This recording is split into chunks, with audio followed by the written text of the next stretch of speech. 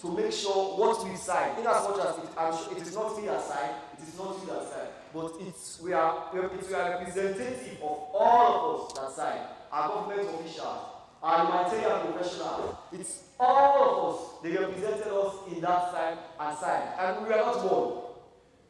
So imagine, but we met it, and it is still being implemented and executed. And for that reason, that is why for me, I always try to amplify our voices. That is why I chose to become a child advocate. And speaking on behalf and for my colleagues, it's my sole responsibility, and for me, it's an opportunity to serve my peers. And I'll continue to serve until I'm off the age, and even if I'm off the age, I'm going to still be somebody that speaks for children and will continue to be so till my last breath on earth. But nevertheless, I can tell you, in between when we are planning these GCCS, we have the new Global Financial Pact. This is also an idea that came from Elian, supported by JCUs and World Council of Churches. It was in June, and imagine we started planning in May for the GCCS, and then there comes in another event. And we had just a few weeks to plan the event in Paris. And imagine in Paris, you have to go to a Western country, a European country, which means there are visas and there are all of these other kind of technical issues, insurance and this. It was so boring for us. Imagine. And of course, we had our adult technical team that supported working out daily to get those visas. But unfortunately for me, we don't have a France embassy in Sierra Leone. We just have like a chapter, a consulate, and it's not even a full consulate because they have to take the visas to like our neighboring country. But I was unable to make it. But nevertheless, my colleagues were there, and they made sure they represented us well. Elian was there, Jalaika, the guy from US was there, Jasper, the boy from Switzerland was there, and other boys that were part of the children's committee. But this is not one of the facts that I'm saying. One of the reasons why I'm saying this is that it's for children in the world. It's not easy. For me, that's what I always say. How do governments or nations or institutions want to protect and see children grow and realize their fullest potential, but yet still, there are so many roadblocks for children, even to travel as a child. There's so many things you have to do. And I can tell you, even to travel alone as a child, it's almost impossible. Almost impossible. You have to get like government documents, parental consent, and all of these documents put together. Sometimes not every child will have that strength, that zeal, and that energy to push through to get all of these. It takes a strong child and the grace of God to get some of these to be able to travel.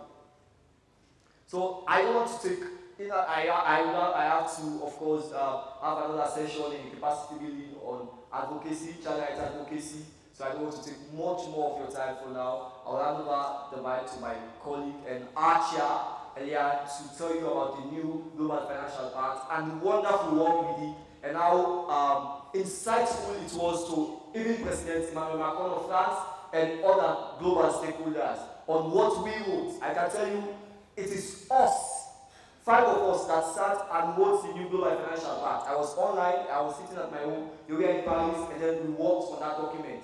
A beautifully written document, and it's a demand on what we as children want to see on how global financing on climate change should work, and how we know it will benefit us as children, and how it will benefit our world at large. Thank you very much, Elian. The floor is yours. Oh, okay. After video. Okay, so I've just been told that Elian will come after the video, please. So let us have the opportunity to listen to Professor Philip Jaffe, who is a member of the UN Committee on the Rights of the Child. Honestly, I always say he's the most dedicated member in that committee. He's always everywhere, supporting children everywhere. So let's listen to him and the wonderful words of courage, energy, and of course wisdom that he's going to share with us. And afterwards, Elian will come. Thank you. The people are asking for the link. I need the link for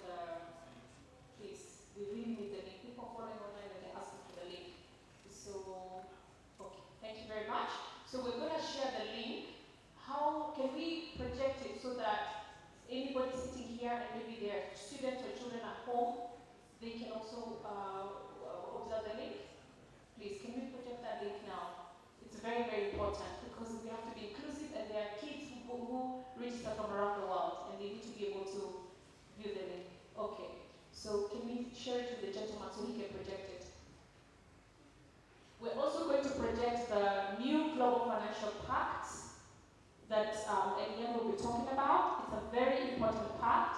We presented it to some of the schools. They presented it to some of the schools. So just bear with us in a few minutes so that we get everybody following online before we play the video, because Professor Jeffrey is actually online and wants to follow the proceedings.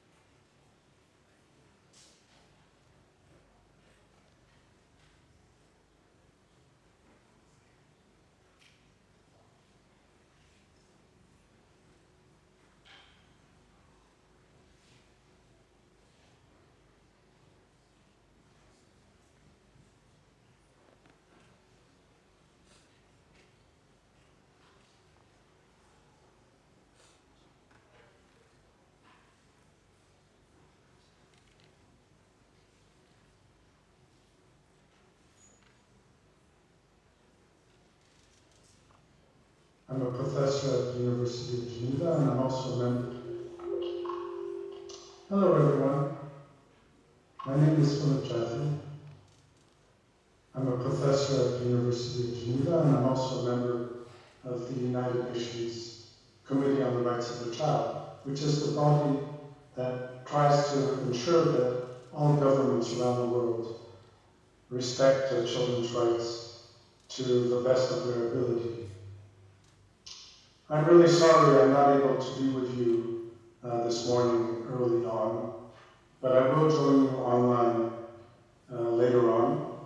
And so for now, I'd just like to shout out a really loud welcome to get things underway for your 3-day Global Children's Climate Summit. So greetings to everybody who is online and everybody who is in the room. And I would like to send you my best vibes for the success of the summit. What I would like to say, which is most important, is that underpinning the summit is the notion of child participation. A few months ago, with my son Jasper, we attended the first African Child's Summit in Nairobi back in April. And I was witness to the coming together of a number of children and adolescents, exceptional children and adolescents, which who since the summit in April in Nairobi have been working really hard to make this Global Children's Climate Summit a success. They also got together, some of them in Paris, at another important summit on reforming the global financing system. And I think it's important to pay tribute to the energy they invested and injected into making sure that you are all here today to be a productive body of children, because it is a child-led event. And in other ways, I just want to make sure that you understand that child participation is not a weak concept. It's one of the guiding principles of the Convention on the Rights of the Child. And when it comes to child's participation and the protection of the climate, it's even more important, it's crucial. And for reasons you all know, I mean, children have inherited a mess, and adults of the prior generations have unfortunately created the conditions for a very polluted planet, global warming, loss of biodiversity, and it's tremendously unfair, but a lot of the potential for the future of our planet rests with children. So your engagement, your motivation, your no-nonsense push for climate justice, I'm sure not only will resonate in Africa, but around the world. And I, for one, am so much looking forward to a strong outcome statement, which I will be happy to support dissemination around my large network of child rights specialists. So again, best of luck and speak to you later.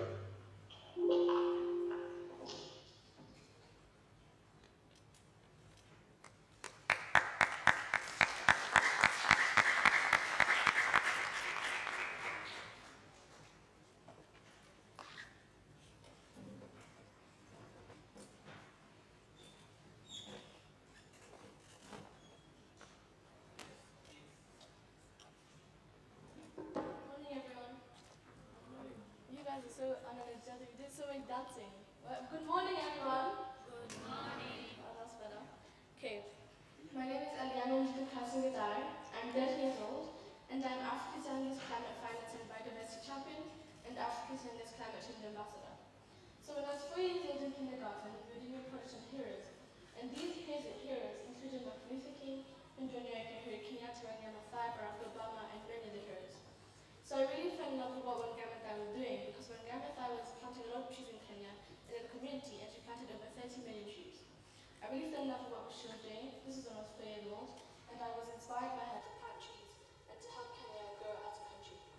So I pivoted to climate finance because I realized that money has a lot of power, especially if you want to change the law or something.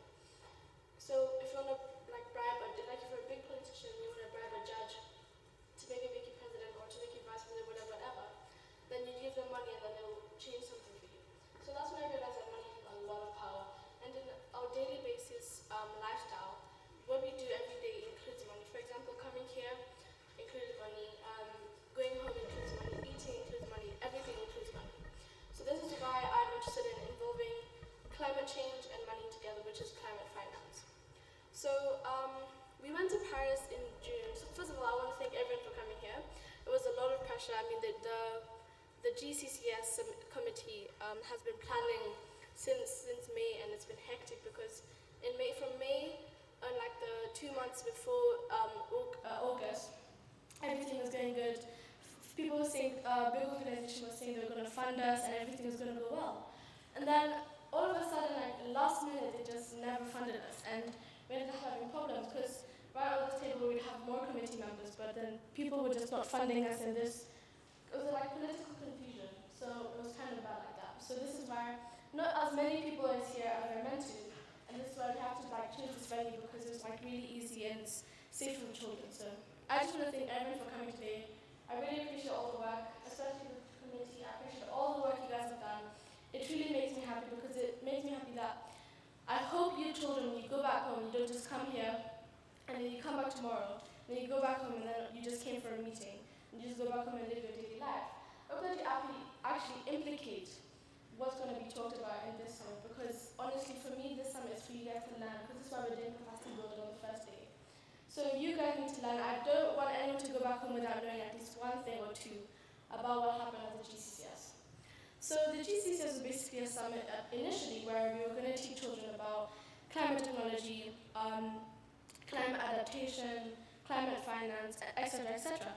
Basically involving a lot of climate stuff. And then we kind of, as my mom said in the beginning, that the main computer that we were doing all the work on ended up like suffering and dying, and it had a blue screen where you just can't do anything. It's called BitLock, where your computer's locked and you have to know the password, but you don't know the password, so yeah.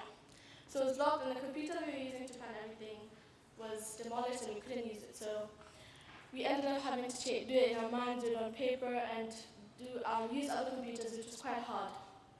So yeah, planning on the last few minutes was pretty hard, especially like the last few weeks of August, everything just became a catastrophe because funding, people said, I think we have like some companies that said there's too much confusion between the political aspect and my aspect, so the children aspect. So, because there are other things, because this is not the only summit that's happening this week, we also have the Africa Climate Summit. So there's confusion because the organizations that I contacted for funding also were contacted by other companies, or by other summits that are happening this week. So there was a bit of confusion there. But enough of the negativity, I'm going to talk about what happened in Paris in June. So in June, me, Jasper, and Jalika went to Paris for the Global Financial Pact Summit. Voting was online amongst other kids in the committee. So I went to Paris to participate in the Global Financial Pact Summit, which I was invited by Civil Rights Society from Emmanuel Macron's office. So I was invited because they wanted children from the Global South, because the Global South is what's suffering the most, especially like in the North, like USA and Europe, they're not really suffering as much as we are. Because in Africa, I mean, in your daily life, you can see people on the street, people who are suffering from drought. In Kajiado especially, people are really suffering because their cattle is dying, income is low. So yeah, that's another story for another day. But we went to Paris to basically I went to Paris to present a declaration that it was called the Global Financial Pact Summit Outcome Declaration Statement, where I presented to Emmanuel Macron. It was made by me, Fode, Jalika, Jasper, and countless other people in the committee. And it was basically a statement about the rights of the children in the Global South and what the children from the Global South want. So we went to Paris because we really wanted to spread this message. And Paris was a really great achievement because Emmanuel Macron ended up listening. I hope he did. And he ended up listening. From what I saw, that he ended up listening, and he actually was impressed that I managed to push through all the protocols that protect a president, and I managed to present him the declaration. But let me just give you a hint. If you want to become a big person, or you want to do something that involves you meeting other like big leaders like presidents, push the protocols. You see the big security, big muscles, big arms, big bodies, you have to push them. I wouldn't be here today if it wasn't for me to push this one security guard. I can't remember his name, but I pushed him and I ended up meeting countless presidents, and it really like elevated what I'm doing right now. So I thank everyone for coming today. I thank everyone for coming for the GCCS. Tomorrow, so today is the capacity building. Tomorrow is then, what's tomorrow? I forgot, but you'll find out tomorrow. But tomorrow's basically, I think it's talking about what we've learned so far. And then I think on the third day is where some of the children here that will be picked will make a statement, an outcome statement about what has been happened on the GCCS. And then I'm going to present it at the Africa Climate Summit this week. So yeah.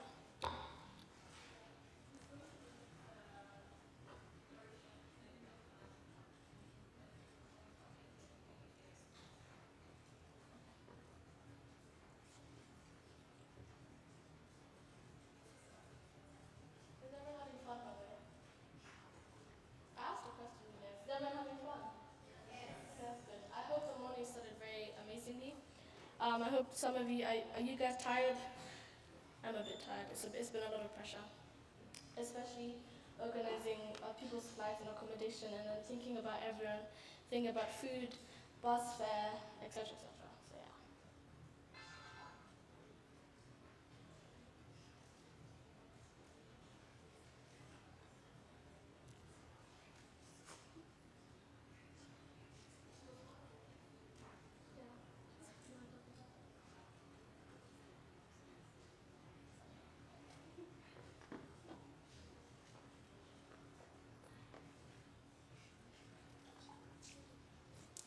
Hi guys, praise God.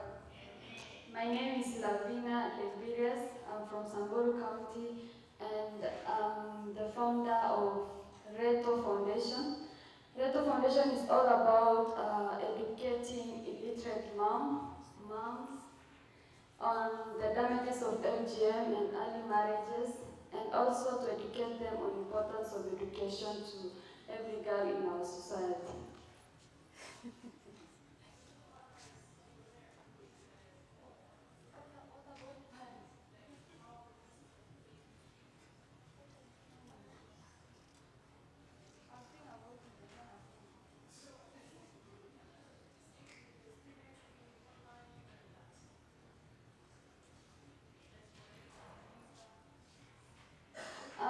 Okay, I was selected to go to Paris with Elia for day.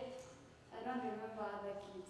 So I was one of the kids. Okay, I'm older than these kids. I'm 22, but I was selected to go to Paris. But I couldn't go because of the visa, and I was not around Nairobi. I was in Samburu, so it was so hard for me. I think I'm.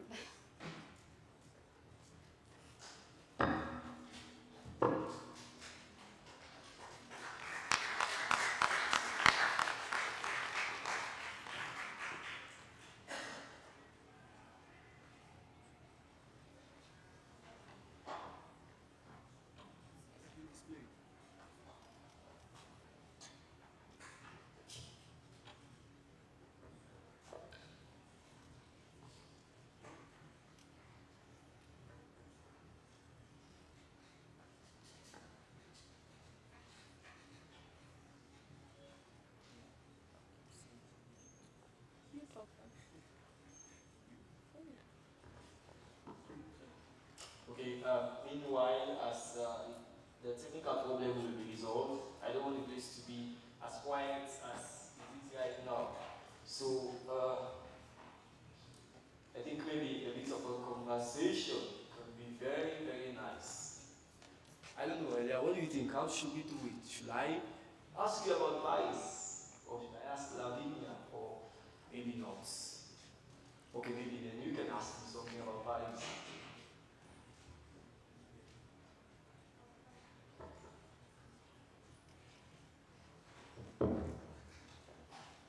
I'm gonna start with this. So that was basically the declaration that me for the dance project, like Lavinia, I forgot Francine, many other kids we made, and it's basically, you can see it was written by us. It said, Dear President Emmanuel Macron, heads of state and government, leaders of international organizations, and representatives of civil society, foundations, funds, and the private sector gather at the summit for a new global financing pact.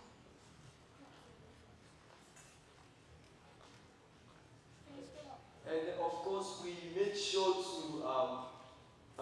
put President Emmanuel Macron's name specifically because he was the host. And of course, we recognize the presence of other heads of state. That's why we said heads of state as well. Because since he's the host, we ought to give him that utmost respect to make sure we address his name in that specific paragraph. I don't know if you can see me, but I'm there, next to the president, and those are all his protocols around him. I managed to push through all of them, and I managed to talk to him. And my mom spoke to me in French because I don't know how to speak French yet. She spoke to Emmanuel Macron in French and said something along the lines of saying, "This is a child from the global south who wanted to talk to you about the problems the global south are facing." So my mom told him that in French. I then presented him the declaration to him in English, and he understood. And then I think his team came the next day to one of the meetings they were holding. It was called the Children's Declaration to the New Global Financial Pact Summit breakfast meeting. And it was where someone from his team came and listened to us. I think it was online. I didn't see them in person. They came online and listened to what we were saying and everything. So yeah, those are the five men children and one adult who wrote the declaration. I can't see the bottom, but I can make it so. We the young advocates for global financial justice, poverty eradication, and climate action gathered here in front from the 21st to the 23rd of June 2023 at the Global Financial Pact Summit,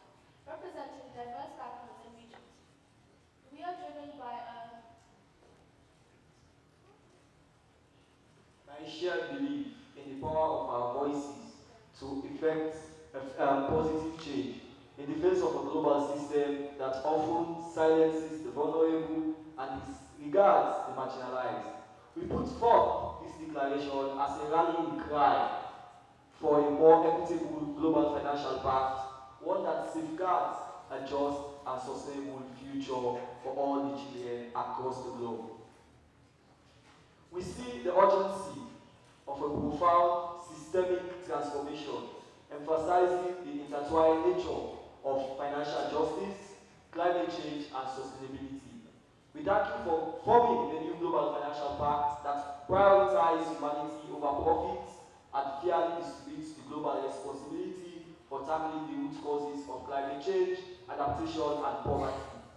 The shadow of financial injustices, high interest rates, unfair credit ratings, inadequate aid, rampant tax evasion, and stifling debts looms large over the capability of countries most affected at the global south to equitably provide education, health, nutrition, and social protection and robustly counteract and adapt to the onslaught of climate change. Thus, we urge you to form a new global financial pact that prioritizes humanity over profit and fairly distributes the global responsibility for tackling the root causes of climate change and adaptation to it. This pact will only bear fruit if it is accompanied by a profound shift in our economic system. We must replace the existing colonial economic model, characterized by relentless extraction and reckless environmental degradation. With a model that respects people and the planet. Binding rules and regulations are imperative to foster responsible businesses, businesses that prioritize not just profit, but the creation of decent jobs. Timely payment, yeah, timely payment of taxes, and ultimately the eradication of poverty. The pursuit of profit must not come at the cost of a child and human rights. Indeed, a just and equitable economic model must ensure the upholding of child rights. Only then we can pave the way to a truly sustainable and equitable global financial pact. Further, we expose the depth of the current global financial systems, impact on children's access to fundamental human rights, including education, health, nutrition, and social protection. Children's rights, as stated in the UN Convention on the Rights of the Child, CRC, are the fundamentals for our growth, as children in regard to our welfare, protection, and participation. We underline the glaring disparities in resource allocation for education, healthcare, nutrition, and social protection. Notably, in the Global South, inequitable financial practices maintain a cycle of inequity and socio-economic hardship, limiting children's access to essential social services. We demand a global financial system that is transparent, accountable, and equitable, a system that eliminates obstacles to children's access to education and health, and therefore empowers them to thrive. I want someone to tell me what they've just learned from that statement, because if you guys are not listening, you're in trouble. So I'm gonna pick a random clip from there, and you're gonna tell me what you just heard.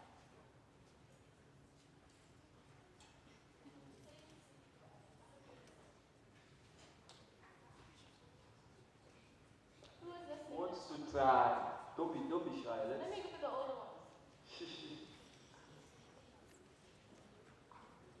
Taki Wongo. Queen, please.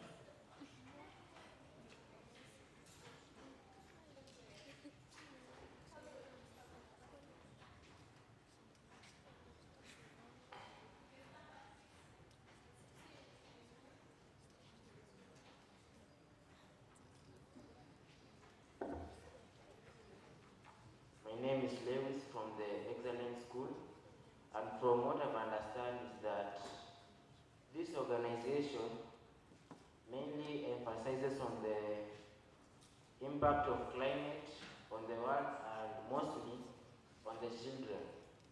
We are gathered here today to discuss about the Global Children Summit.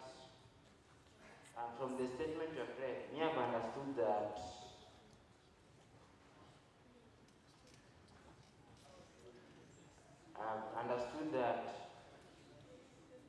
climate majorly affects children. Not that it doesn't affect the adults, but also children are the most affected by climate. So he's gonna get a prize. I'm gonna choose the prize he's gonna get. He might get it today or tomorrow. But well done to him. What's your name again? Thank you. Well done, Levin. Elian, what is going to be my own prize? There are prizes now. Not getting a prize. Okay. There'll be chocolates, by the way. I'll use some of the money. I'll buy for you guys chocolates. So if you listen well and respect what's happening here, then you guys will get a prize. Might not only be chocolate, it can also be something else. So please listen if you want to be treated. Okay? Thank you. Okay, I'm gonna. Okay. Thank you very much. Of course, the new Global Financial Pact.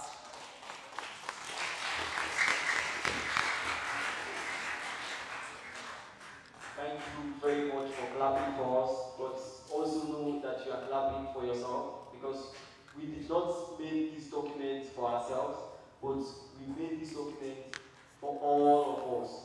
It was just fortunate that some of us were the ones that represented you on your behalf, but this document is for every child in the global south. So clap for yourself once more. Of course, now we move ahead with the capacity building. We have our first capacity trainer, who is an experienced women's empowerment, human rights, and child rights specialist, who is no less than person than Mr. Peter Umbura. Please give him a round of applause. Thank you so much for the good afternoon, everyone. Yeah, it's a big pleasure being here. My name is Peter Ngura. I have worked for many years, about 20 years, working on women's and children's, girls' rights especially, working to stop female genital mutilation and child marriage. And it is an amazing opportunity for me here to be an adult partner. I consider myself an adult partner to the youth and children. And I want to give a special commendation to the team of children who have led this initiative. By the way, when we were young, we wouldn't talk before the elders, we wouldn't talk before the old people, before adults. And it's amazing to see that Elian, Fode, and the team have actually gained all the courage to stand up for the rights of children in Kenya, in Africa, and globally, and actually taken a global stage to raise their voices. I think we are challenged as adults, and we take the challenge, but we are very pleased to work with you guys and go places with you. You are teaching us a lot. And I work with ADRA Kenya. This is Advocacy Development and Relief Agency. And we work on gender equality. We work on emergency, on building capacity of communities, that is entrepreneurship, food security. We do water hygiene and sanitation. So we empower communities. We have been in Kenya for 30 years.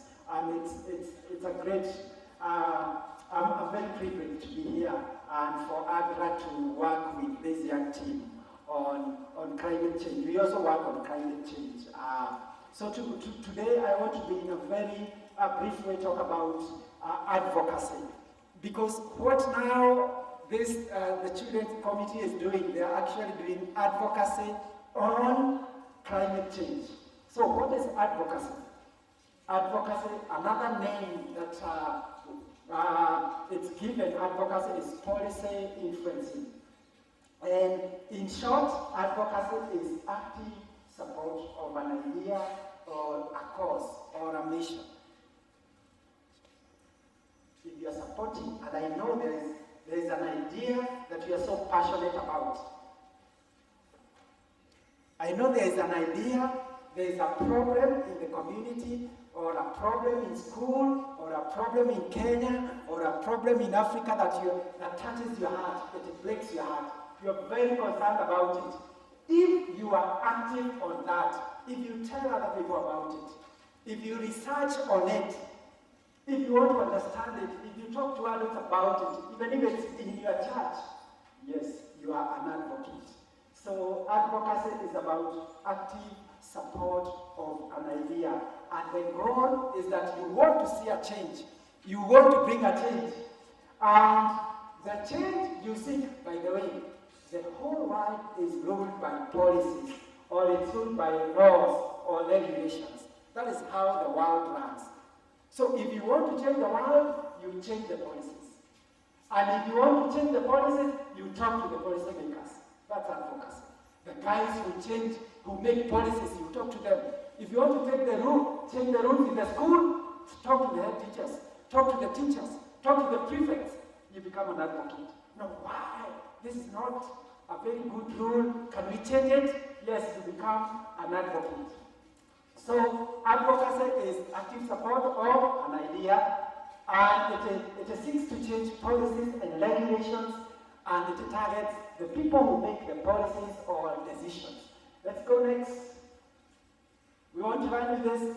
There are some methods on how we do advocacy. Number one, you must be good at reading policies.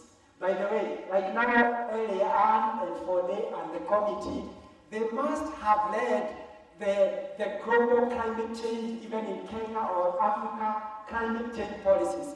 If you want to change something, you must understand it. That's what we are calling policy, monitoring, and public accountability. You must read the rules, you must know. By the way, there are a lot of policies in Kenya. Like if you are the children, you need to understand the Children's Act in Kenya.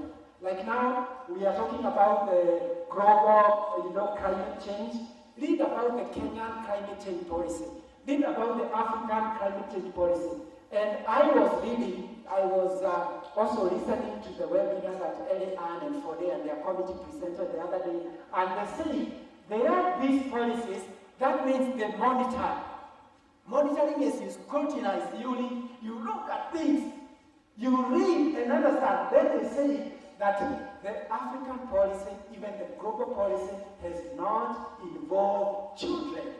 So the big people or the adults have gone and have developed a policy on climate change, and then they have left the children. Now they are saying children must be included.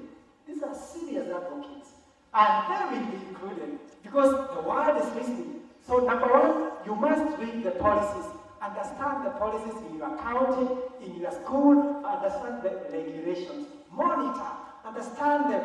And if there is a gap, raise it up. Number two, policy, dialogue, and lobbying. This is about that. So if you want to change things, first understand. That's what we are calling monitoring. Number two, you need to start conversation. That is policy, dialogue. You meet the big guys, you meet the head teacher if it's in the school, you meet the county governor and tell him, we as children are not included in the county plan of development. There is nothing about children. We want to be included. What have you started? You have started the policy conversations. And it takes time, but they are listening. They will change. If you are bold enough, they will listen. So number three, you can do a campaign for policy change. You can go to Twitter, you can go to WhatsApp, you can go to Instagram, and then you can go to Facebook, and you are calling the children of this county and this and that. You are forming groups, and they say, come on, children are not included. No, we want this. We don't want to be caned in school. this is happening. What you want, you can raise your voices. What are you doing? You are campaigning. Even over the radio or the TV, you can come there with messages. You can come there with songs. That is called campaign for policy change. You want the rules change. You want the environment change so that children can be heard. So you can campaign. But campaign takes numbers. You must bring people together. You must form groups of children, bring them together, then you campaign together. If you are in your school, classrooms, the students must form in small groups. Even in churches, even in mosques, the campaign takes numbers. And numbers change people. They make the policymakers to listen.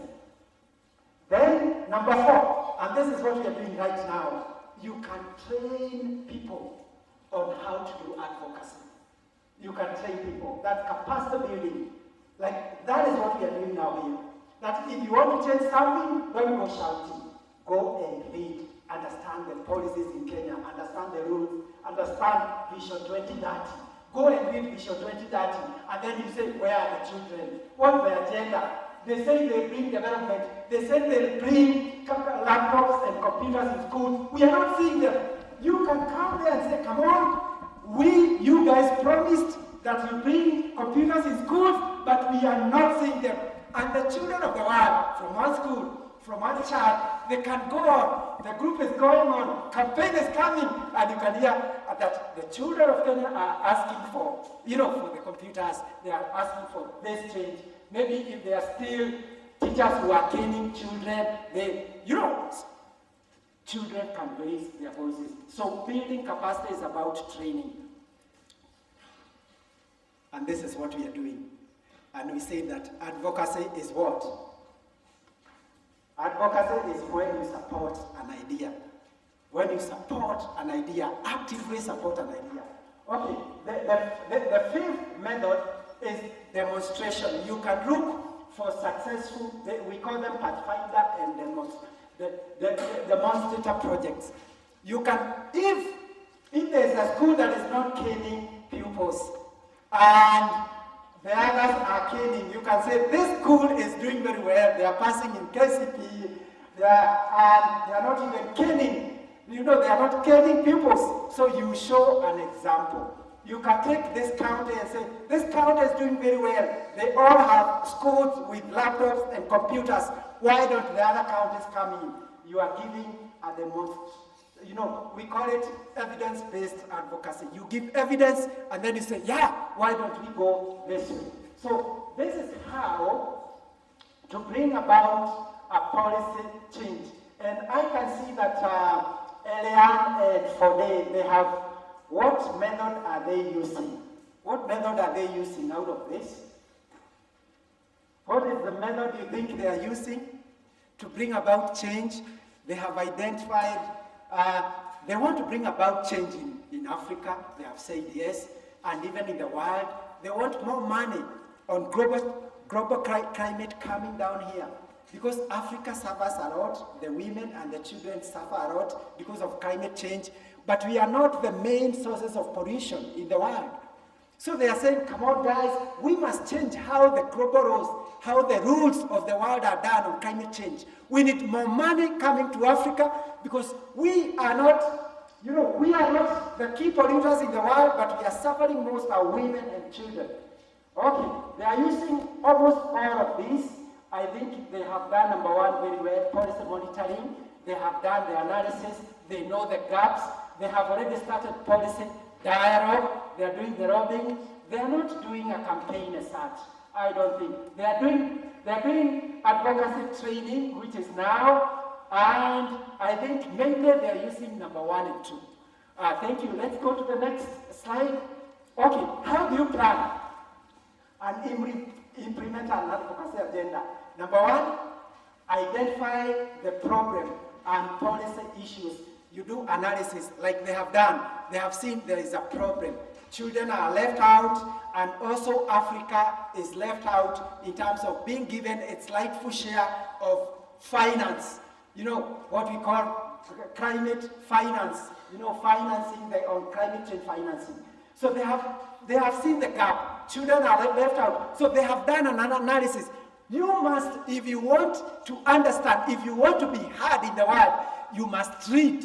And when you read the policies, or when you read a book, know the problem it's talking about. Know your personal stand, understand what you want to change. So they have done, so number one, identifying the problem and the policy issues.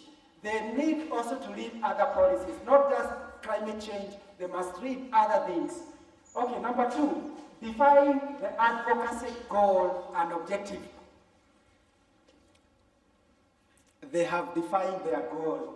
They have even titled it, the finance part, you know, the global climate finance part. They know the goal, and they want to make sure that Africa receives a bigger funding on climate change, and that children are included, they have a say, and that children are leading. By the way, children and youth and women mostly are left out.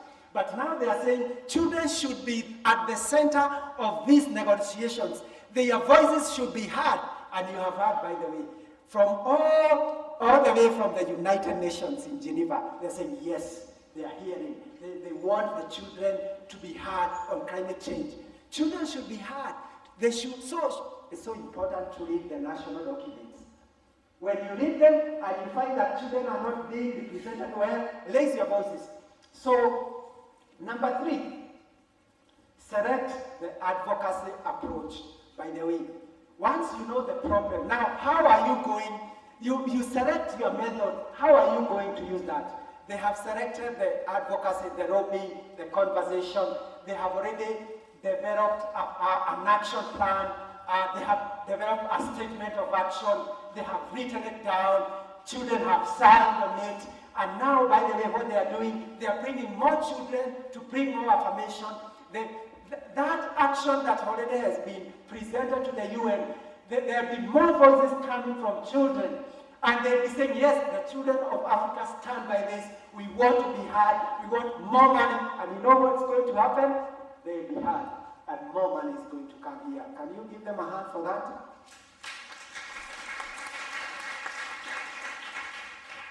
So they have selected their approach. Select, how are you going to use this? How are you going to use this? So how are you going to take this message out here? Then, number four, identify the key messages. You must identify key messages, and they must be short and to the point. What do you want? If someone gave you 2 minutes or 3 minutes, you have to come and give your pitch. What do you want the world to do? You tell them, yeah, the children of Africa have not been heard. They are the center of they should be heard. They are affected most by drought, by climate change, women, youth, and children most. Yet their voices, they are not being involved. They are not participating. We want to participate. We want more money here. And we want to be heard. We have a way. We know what should be done. We don't want to be told by adults what to do.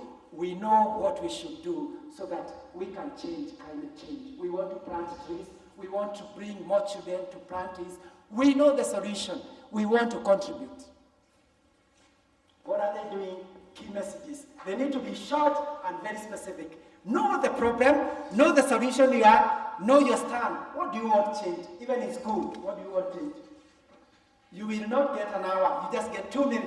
Then you say, Mr. Principal, Mrs. Principal, this is our presentation. We want 1, 2, 3 things changed. Or we just want one thing changed. This is the problem, and this is a solution. Key messages. And then mark decision makers and possible supporters. By the way, we say that you target decision makers because you want to change policy. When you change policy, when you change the laws, you target parliamentarians, they make the laws. You target the county government, parliament, they are making the laws. You target the ministry, policy makers in the Ministry of Health, in the Ministry of Environment, Forest Department. You target those guys. So this action they are doing here, they'll be placed on those ministries, and then they will demand certain actions. And then the ministries will change their policies. They will start engaging children even through schools. Because this statement will land actually on their desks. And they say, yeah, we want children involved through schools, through churches. We want to be heard. And this is what we want. That is it. They have identified, they have marked key decision makers, the possible people who can support them. You also must know the people who oppose you. You must know the guys who will not be happy by this and say, how do we handle them? You must know the people you are working with, the policy makers and the supporters, even organizations. They say, these two, there are organizations who are very friendly to children. You must identify them and bring them down and then start working with them. When you work with them, they can bring more children even from other countries. And then in the next 6 months, this pact will be all over Africa. Pact! Because you have identified the decision makers, the possible partners. We are saying from here, from the UN, because the UN will not roll it. We are going bottom up. We want to do it. We want to take Africa. In Kenya, we work with these organizations. We work with these are partners. We work with these departments, these key decision makers. This is how we move. This is how we move even to Africa. We map our decision makers. Then you consult and build relationships. We talk about partnerships, build partnerships. Young children and youth, you can't change the world alone. You need partners. So children must learn to build meaningful partnerships. Meaningful partnerships. Meaningful partnerships, there are partnerships where you just go and, I want these guys to do this and this for me. No. Meaningful partnerships is where you give and you also take. So you come to adults, you come to organizations, you come to schools and the school management and say, we have this agenda, we want to see more trees planted in our school, and this is what we want to do. We will give our time from 5 to 6. After classes or on weekends, we come 2 hours. Children are volunteering. So we want the school to give us water. Now you are negotiating. Not just, you employ someone to come and plant trees and No, they are saying, we are taking leadership, we are doing this, please come work with us. So you work with other people in the church, work with other young people. Don't work alone. Building partnerships. Then establish credibility as an advocate. You must earn respect. And respect comes from what? We say competence. You build competence, you build confidence, you build credibility. You must know what you are talking about. You must read. You teach yourself things. You don't need a teacher. Go to the web, get to Google, learn about, write notes, listen to YouTube. People are going to YouTube to do terrible things, or they are going to the websites to do terrible things, to look at pornography. Don't waste your life. And on Facebook, all those guys who are just doing laughter things, those funny things, don't waste your life. Read, man. Build yourself. Go and read. I have seen this Kenyan who has taught himself how to throw the javelin. He's a world champion, isn't it? He's a gold medalist. He taught himself through YouTube. While other guys are watching porn from pornography or from the website, the guy was teaching himself to do what? Do the javelin. Now he's a gold winner. He has all the money. He's going all over the world. So we can teach ourselves a lot of things. We build competence. We build skills. We must be curious. We must be interested to learn and teach ourselves. Even how to talk before people. How to give short speeches. Speeches. We must teach ourselves things. That's very important. You build credibility is respect. And you become an authority. You have mastery. You build mastery. You build skills. You know how to do it. When you teach yourself things, even if you have an account, whether Facebook, whether whatever kind of account you have on social media, don't just post other people's things. Go and read and post your own thing, and guys will say, come on, why is this guy reading? Yeah, you're just not copying things and pasting there.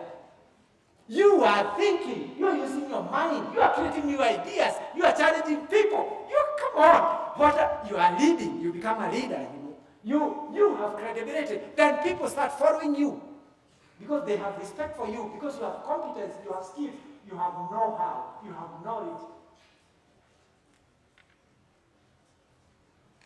So let's teach ourselves important things. Let's use the websites if we must. Let's get the books, let's use the newspapers, and teach ourselves, hata kama ni kitu kidogo, even if there's a small thing, let's learn them, write it down. Have a small notebook whereby you write important points and your thoughts down. Are you with me?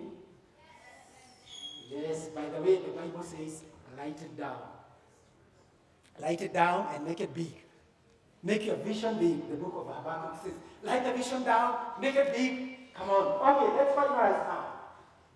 Okay, frame. We want to frame the advocacy plan. Number one, you must prepare a plan of action.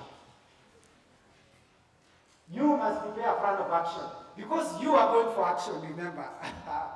Number two, you bring in the budget. And a plan of action contains zile tulisema. You must have the goal, advocacy objective. You must have the key messages. You must have your strategies.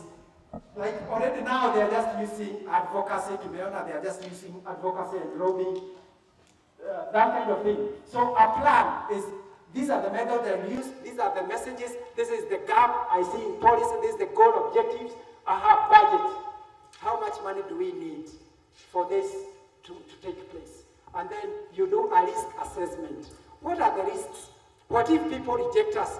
Like now, they already, I hope they had planned, they say they work with big organizations. And they were told, we will even give you the flights. We will be for you. We'll take you out there. We'll pay for everything, accommodation and hotels. Then the last minute, it just went away. That is one risk. That's a danger. What if the organizations we depend on don't support us? Maybe you can ask for help from other people. So you must have, you identify the risk, the danger, and then you have a plan to mitigate against this, a plan to overcome it. You know, okay, what if the government does not accept, what will we do? Then you say, this is what we'll do. So you identify the most important risks, and then you say, this is what we'll do, this is what we'll do, this is what we'll do. You go out and do it. Can we go on to the implementation bit? Yes, this is the last bit. Get the message across through WhatsApp, through social media, through newspapers, through radio, through workshops. Use the media, use the social media, use the radio, use the TV. Build partnerships, number 3, and coalitions, tumesema.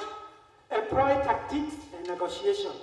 Yes, talk to people, talk to the leaders. Bring the groups together, negotiate, then monitor how are you doing. That is all that's how we do it. I hope it's not so complex, but I know you have gotten 1 or 2 ideas. The most important is, number 1, know what advocacy is. It is when you support actively an important idea to you. Then you're an advocate. Then when you go deeply and plan on it and read around it, and then you have a plan on how you are going to talk to the people who can change that. Even if it's at home. Even at home you can be an advocate. If the parents are too mean, not giving good pocket money, you can have a plan. And then how you will negotiate it, the problem, how you, all that. So research, we have said it's so important to research about the problems, to learn about the strategies the country is having, the world is having, and see whether children are involved. Then have a plan on how to bring other children around and other people, to tell other people. You may not go to Paris, but you can do it at your local church. You can do it at your school. The problem many times we just want to do big things. We need to start doing small things. Small advocacy initiatives at home and in church and at school. What do you want to change? Plant more trees, more flowers around the school. Take action. And other people will come around. And then we start changing the world one step at a time. Thank you so much. All the very best. And go out there and be an advocate about what you care about. And for now, many congratulations to Elian, to Fode and the committee for standing up on the global climate change part in terms of financing and inclusion of children from Africa. Their voices being heard. And actually more money come to Africa to support communities, to support women, to support youth and children, actually to be able to mitigate and adapt to the climate change effects. Because Africa suffers most, yet we are not the worst polluters in the world. Thank you very much, and God bless you. Asante sana. Thank you very much, Mr. Peter. Please, let's give him another round of applause. It's honestly such a wow capacity building on advocacy.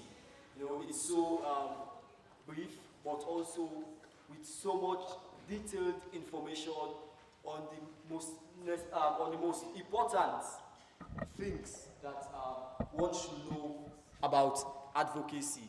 He touched them, he gave a simplified definition of what advocacy is. And I love that definition, and I hope my peers here, the kids, most importantly, I hope you took note of that definition and try to internalize it, try to learn, and try to do further research on that. Thank you, sir, Mr. Peter, for that. What did you guys learn? Oh, okay. What did you learn from Mr. Peter? There is still chocolates from Elian. Because the theme is a platform to mobilize children globally to influence climate finance, policymakers in favor of the global south. The theme is that you basically just summarize that you have to have land and you need to influence what you've read today in other aspects. So I want someone to tell me, just raise your hand, I'll come to you and tell me what you read today. From Peter. Please, I want somebody to eat Elian's chocolates. Come on. You can do it. Yes, I see. Good, my guy. Good. That chocolate, you should eat it.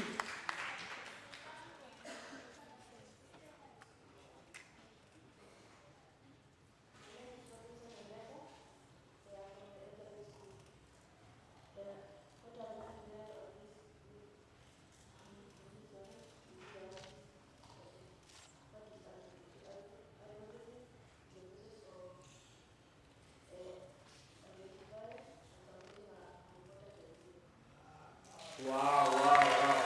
See, in fact, he did it better than Mr. Peter. He said he worked hard, and Mr. Peter, he did it better than Mr.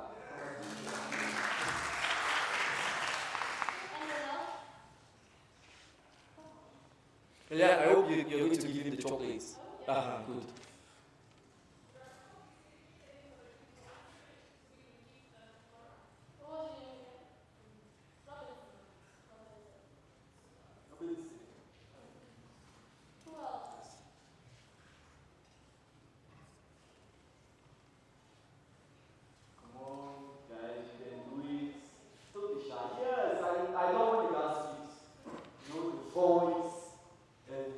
Accents. Yeah.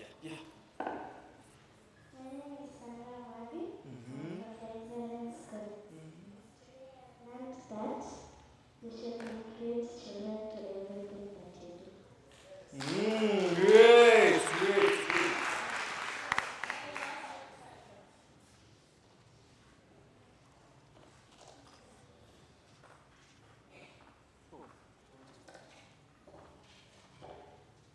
Hello everyone, I've learned that it's very important for us to work together as children to achieve success. Whoa. That's wonderful.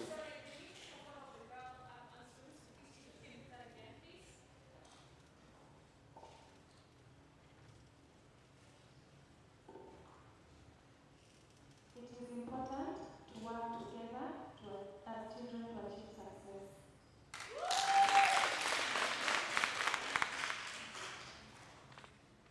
My name is Faith on Sebo. Wow. That's a wonderful idea, because honestly, I believe in working together. I once created a quote that individually we are brilliant, but together we are a force to be reckoned with, and we are unstoppable. So Faith has just reminded us that together as children, our voices together is like a thunder, and nobody can stop a thunder. Thank you very much, Faith, for reminding us of that. My name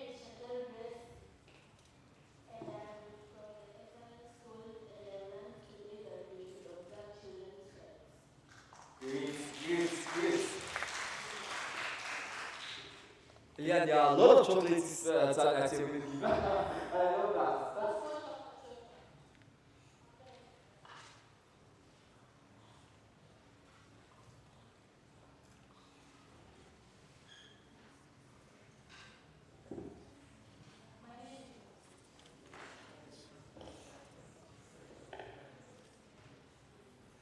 My name is Mobilize.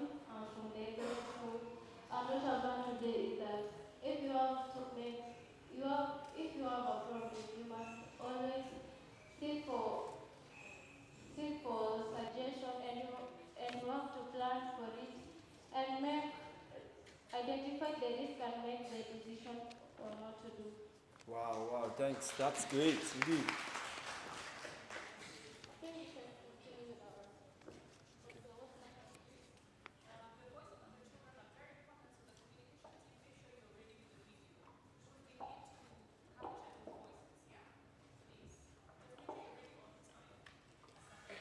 Thank you so much, all my peers who have spoken. You know, I said earlier, Mr. Peter had spoken well and had capacitated us well, but imagine with all our short and one sentences put together is better than Mr. Peter's whole capacity building. That's superb. Thank you very much, guys. Thank you so much. So, of course, now as we move along, we now have, of course, a group of kids. A group of us that are going to speak, they are going to tell us, they are going to teach us something. Elian, am I right? Yes. And I'm looking forward to learn from others because I've learned from Mr. Peter, but Mr. Peter is an adult, spear learning is the best. So, without much ado, I want to call the first kid that is going to speak to us. Please, don't mind me if I don't pronounce your name very well. I'm not Kenyan. But nevertheless, I'll try. So the first kid that is going to speak to us is Jonathan Olum. Am I correct? Whoa! One thing for Jonathan, the floor and stage is yours. Clap for him, please.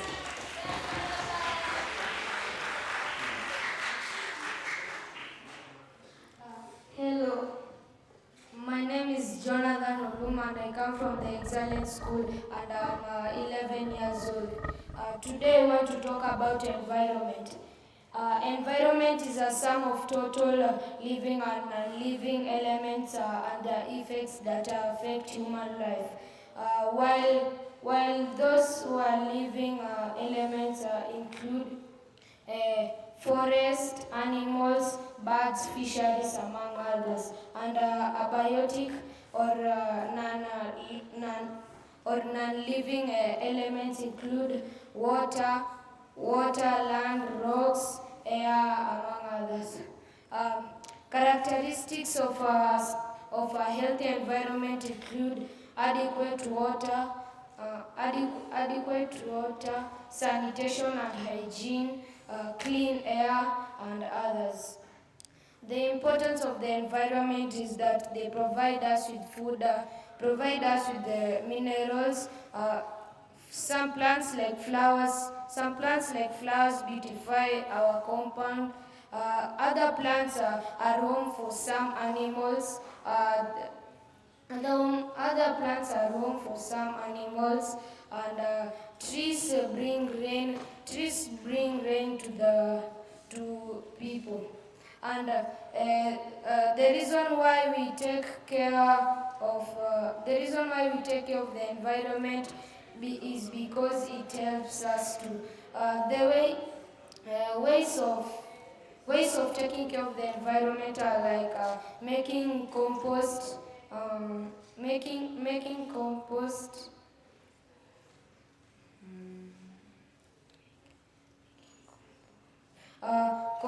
Conserving water, avoiding dumping wastes in drainage features, reusing, reducing, and recycle. And that's my presentation. Thank you. Wow. Thank you so much, Jonathan. Thank you so much. Thank you. This is wonderful. Jonathan has, in summary, reminded us or teaches us, those of us that don't know about the environment, what the environment is, the characteristics of the environment, and of course how we can protect our environment, as it is very important to us, because if we protect our environment will protect us back. Professor Jaffe, if you are still online, I think you should have hired Jonathan to be the consultant in developing the UN General comment. Jonathan, thank you so much for that superb statement. Thank you. Thank you. So our next child speaker, whom we are all going to learn from again, I'm sure it's a wonderful speaker, a very brilliant one, and I'm sure, I don't know, Jonathan, maybe if this person is better than you, don't be shy, okay? Don't get angry. We're all learning. So our next speaker is Andrew Kavakali. Please let's give a round of applause.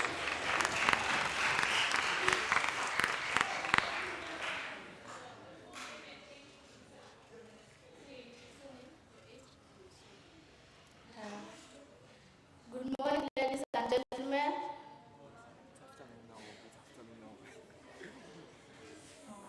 My name is Andrew Kavakali.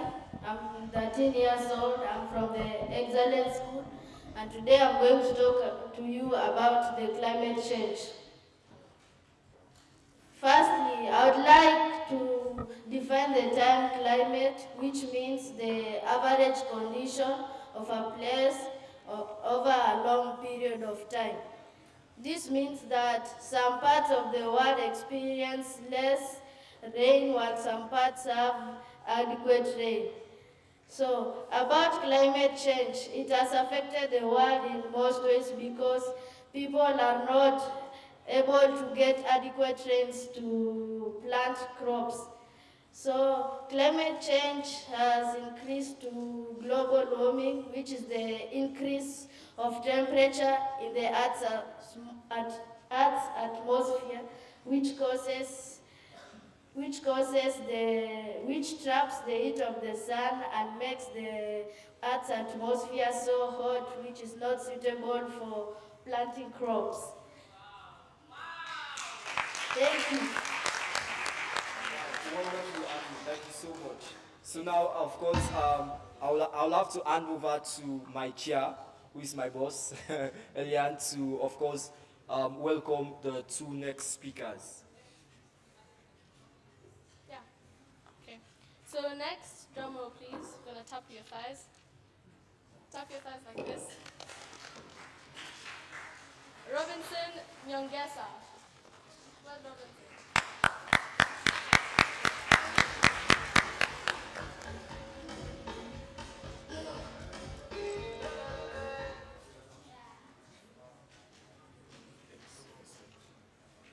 My name is Robinson Nyongesa from the Excellence School, and I am 13 years old. Today I'm going to talk about the natural environment. The natural environment or natural world encompasses both living and unliving things, which means in this case there's no artificial or man-made things like dams. In the natural world, we have so many seasons like rainy, sunny, cloudy, and calm seasons. In rainy seasons, what happens is that the water from the ground or the Earth's surface evaporates, cools and condenses up in the Earth's atmosphere, and then when it has become too much, the water comes back down to the Earth, causing downpour, rain.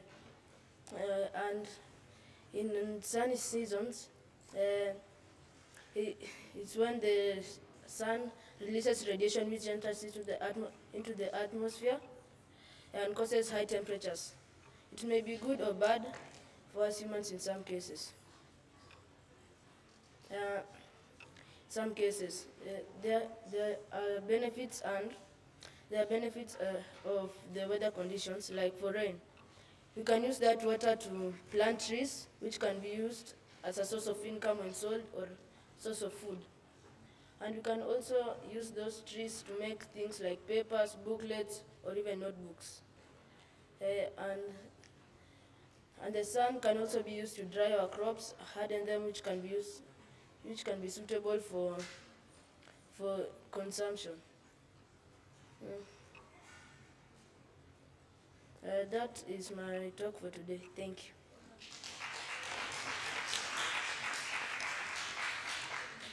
Okay.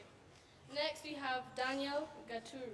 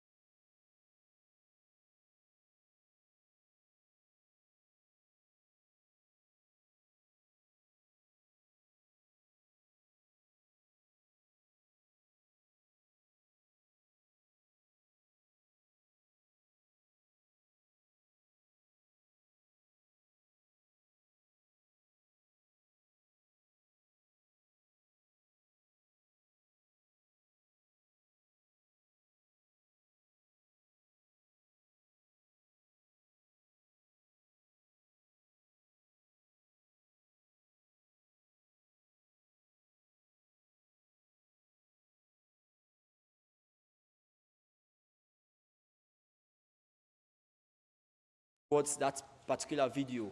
The video is basically going to be about advocacy. I think you're going to see possibly few related things as to what Mr. Peter has said earlier during the capacity building. Okay, so I know because of the fact that we know people learn from different kind of things. That is why this video is necessary, because the information there is almost as the same as what Mr. Peter said. But of course, now there are different ways to learn. And of course, some of you can learn through videos better than you can learn if somebody is speaking to you physically. And of course, we know a lot of you also can learn through play.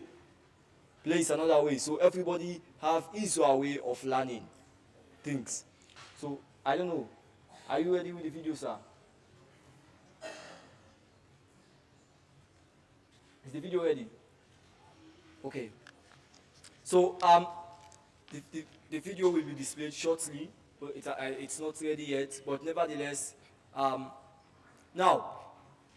I want to ask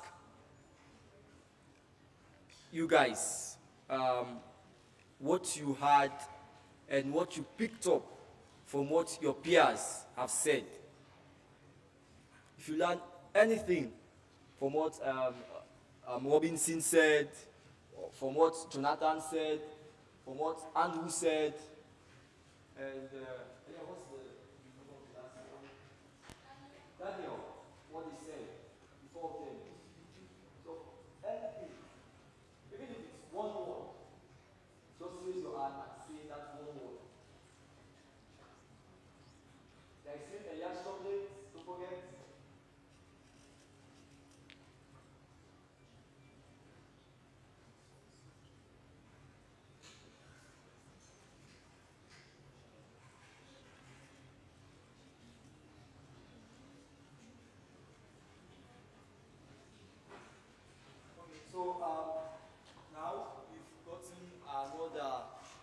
child speaker who have volunteered to share with us ideas and to teach us basically on environment and climate change.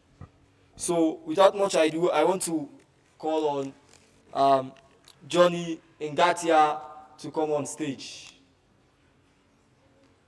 Jimmy! Oh, apologies! Oh, Jimmy, forgive me, please. Yes, okay, thank you.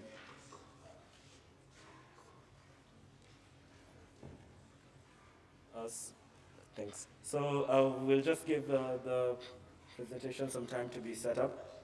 But Sorry, you can't move away from here because the mic is for people online. This one. Okay, awesome. so good afternoon. Yeah? Good afternoon? No. You see, what I always tell people is that I know what happy sounds like. So when you say good afternoon, no, that's a whole bunch of lies. So I want to hear the psych, I want to hear the energy. Good afternoon. Good afternoon. No, you should be louder than this mic. Good afternoon. Good afternoon. Wonderful. So the tech is doing something very odd. But we're getting there. Just for a second. Is the presentation of Jimmy ready?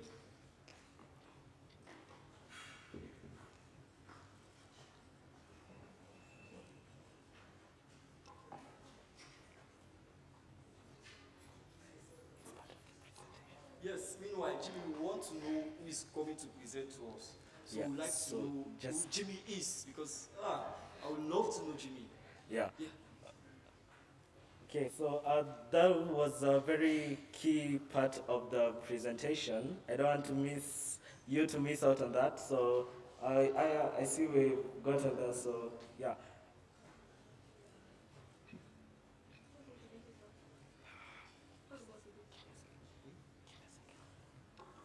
Jimmy, meanwhile, I think the technician, the IT specialist is working on it. Don't worry yourself, don't stress yourself out. Just allow it to do the work and come and tell us who Jimmy is. We want to learn who Jimmy is. Which school is Jimmy coming from? I'm sure it's a great school. And I'm sure because you've displayed some kind of energy to show that you want to teach us about what you've learned over the years. And let me say this to all of my peers here. To stand in front of people to speak is not easy. It's so not easy, but it so can be easy if you keep practicing. I can tell you, there is no perfect speaker. I can also tell you, there is no speaker that will stand on the stage to speak to people and that person is not feeling probably shy or scared or afraid. All of them, he called all of the best speakers you've heard of in the world, David Cameron, Barack Obama, and the rest of them. Whenever they go, they get that fear as well. They think, if I'm on that stage and I make a mistake, I'm Barack Obama. Can you imagine? People will laugh at me. Oh, I'm David Cameron. I was former Prime Minister of Britain. People will laugh at me. So there is this fear. But of course, because they've had so many experiences, they'll find ways to make sure they hide their fears in themselves. For I can tell you, even me, when I'm standing here, trust me, I'm scared as well. Very, very scared. But you know what I do? Can anybody guess how I hide my fear? Okay, let me show you. When I talk, you see my hands moving. So I send the fear energy to my hands. Yes, I send all of it to my hands. That's why when I talk, I make something like this. It's the fear that is going. It's not the style. I'm not trying to bluff you, but I'm trying to make sure I don't make tangible mistakes that will, of course, make me be very shy. Are you ready, Jimmy? Yeah. Okay. So the stage is yours again. Okay, so sorry for all that. Tech is one of the most interesting and also kind of disappointing things and advancements the human beings have ever, created. I'm talking a lot to buy time to solve this other problem, but yes. Okay.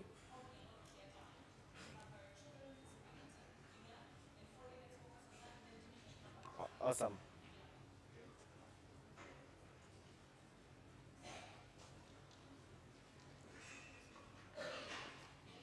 Okay, we're gonna have a child who, I don't want to say disabled because it's more of a negative aspect. We're gonna have a child who has a different ability to most of us in this room. I don't know their name, but I think they're meant to make a presentation. Yeah, let's clap for her. Thank you very much. We do this. Inclusion is very, very key. And not disability doesn't mean incapability. Note that.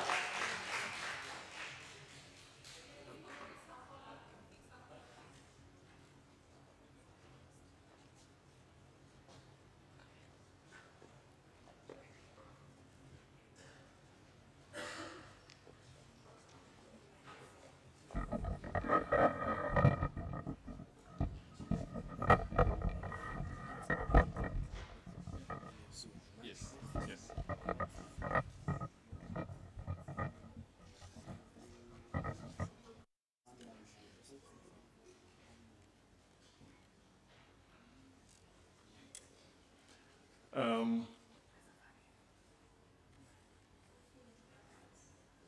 Thank you.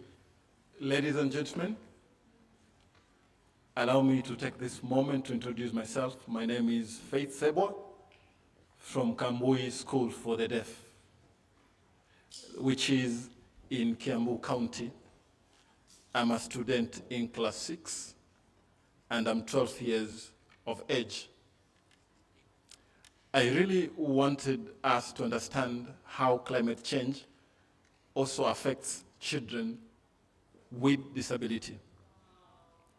Yes, there is this perception that we have much that we cannot do, but we believe we are a powerful resource. Disability and climate change is a double barrier for us. We really need to have a well cared for environment. We really need to have the atmosphere that is conducive for us. And when we destroy that, we are creating a situation that is unbearable for even persons with disability.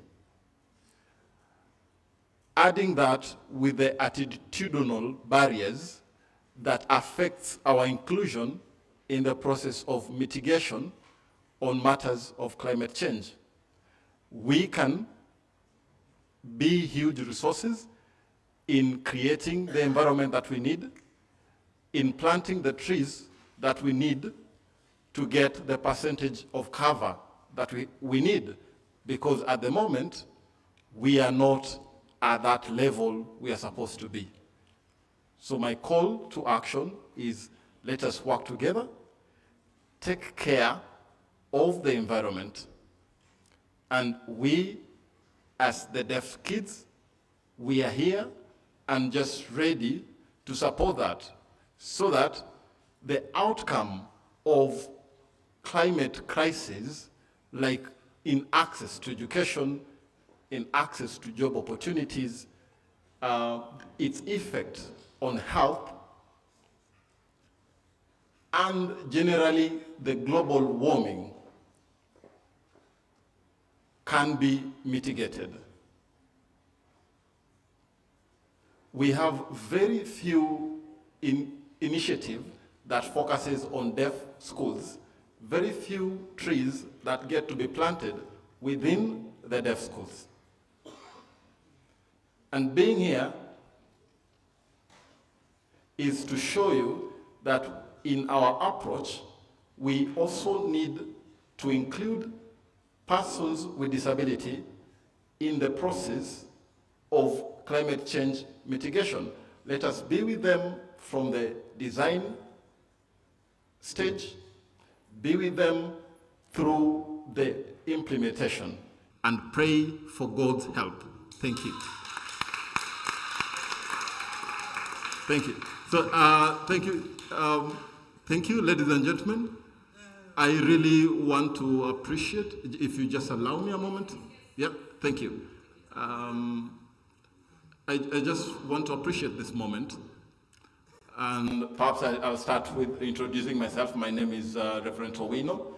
I'm from the World Council of Churches governing body. And we have been working with Dorothy and Aileen to bring together this presentation, because we really need the visibility and awareness on all the stakeholders who are needed in this initiative. So that awareness is very, very important to make sure that as we change as a collective. Let us all be included so that we can proceed as a family wholesomely. Thank you. Thank you. Thank you so much, Reverend Johannes, and most especially Faith.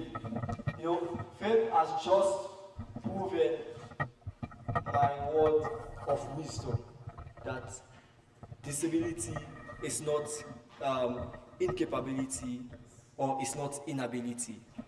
Her words of wisdom, courage, and sensitivity on the climate issue and how it affects all of us. And let me say this, climate change will not speak whether you are disabled or non-disabled. It will affect all of us. That is an environmental issue. It's not something that has a mind or a brain that says, oh, I'll pick, let me look for Kenya or Sierra Leone or America. It doesn't. It affects every human being, or not just human being, but every living organism in our planet. And if we don't act now, if we don't start to act now, or improve on what we are doing, our actions that we are taking, and how we are influencing decision-making and policies, our tomorrow will not be a good tomorrow. And for me, I always say, posterity will never judge me in the future, even if I'm gone. Because as long as I live and I breathe, I will take action.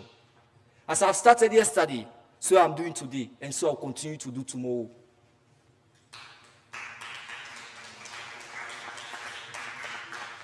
So today, I call upon every human being on planet Earth, regardless of your race, your nationality, your gender, or your disability or situation. It's not necessary. What is important is that all of us together, as human beings, take action. And one thing a wise man once said, he said, there is only one race in the world, a South African. He said, that is the human race. There is no white, no black. It's just the human race. So today, I call upon leaders. I called upon government. I called upon stakeholders, individuals, children, adults, white, black, whatever you are, to stand up and to stand firm to protect this environment. But most especially, I call upon children. The tomorrow is ours. And climate change is affecting now, but it will affect more in the future, stronger, and it will come and hit us harder than ever. It is estimated by 2030, the weather condition, if we don't take action now, if we don't prepare now, our planet Earth will not be a planet Earth safe for us. And I can tell you, let us as children not look up to what the adults are doing. Let us not focus on what leaders are doing or politicians. No, regardless of whatever their status are, they are adults. And I can tell you, most of them or some of them will not live past 2030. Or even if they live past 2030, but they are leaving the planet sooner than we will leave the planet. Which means we have more risk. We are at more risk than they are. So today, I kindly and with the energy and enthusiasm in me, call upon all of us to take action on the climate emergency. I thank you very much, Faith, for reminding us of how important you are in our society and how crucial we should also take people with disability and respect them. We give them utmost respect and also support them. And I like the fact that she boldly said opportunities are not given to children or people with disability in general. I can testify, I can agree, and I can support and concur with her statement. In my country, I can tell you, education for children with disability, most especially children with hearing impairment, is just primary school. The moment they leave primary school, after taking their national exams in primary, which we call class 6, I don't know if it's class 6 here in Kenya, that's the end of their education. There is no secondary school, in fact, for them. Imagine, and then they will be at the streets begging, because this is what we have called the mercy to them, but which is the worst thing and most inhuman thing we are doing. The opportunities we are not creating for them.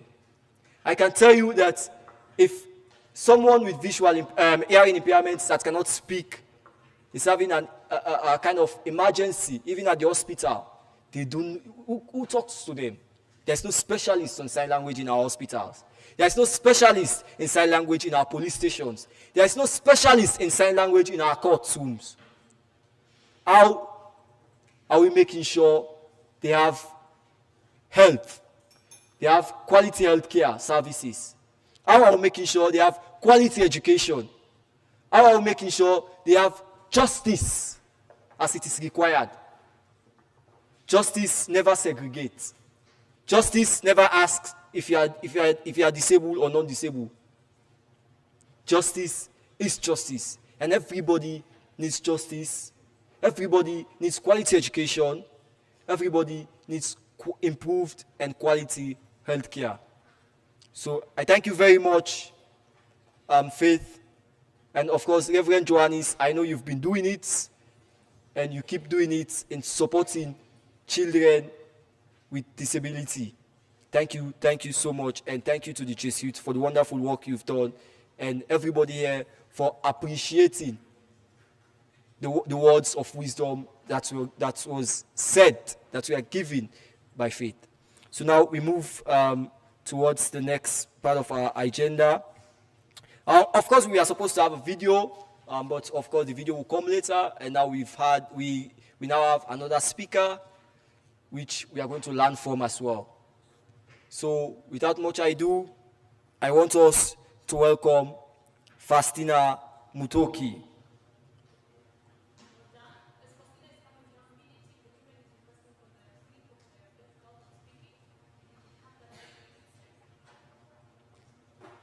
Okay, that is Faustina? You're Faustina. Okay, thank you very much, Faustina. The stage is yours. Thank you. Hello, guys. So my name is Faustina Mutoki. Okay, thank you. So my name is Faustina Mutoki. I'm from Kibra, the largest slum in Africa and in Kenya. I'm currently an advisory council in Natural State in Isiolo. I'm also a member of Kijani Gang. In 2021, after COVID, I was in up country, so my up country is actually in a semi-arid area. So during 2020, so we were experiencing so much sun and the crops died. So when I came back to Nairobi in 2021, December, so I decided to create an initiative for us children from Kibra to start advocating about our environment.